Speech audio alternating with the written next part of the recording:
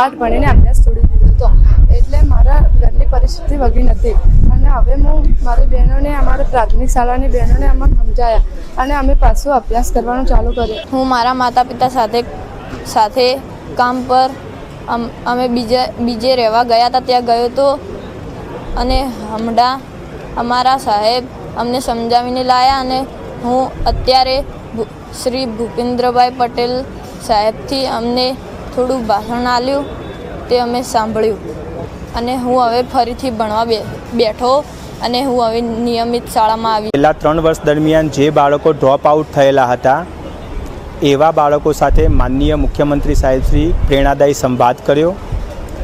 આ બાળકો રેગ્યુલર શાળાએ આવતા નહોતા, એટલે કે કેટલાક સમયથી ડ્રોપ આઉટ હતા અને બેક ટુ સ્કૂલ મિશન અંતર્ગત આ તમામ બાળકોને શાળામાં પુનઃ પ્રવેશ કરાવવામાં આવેલો છે.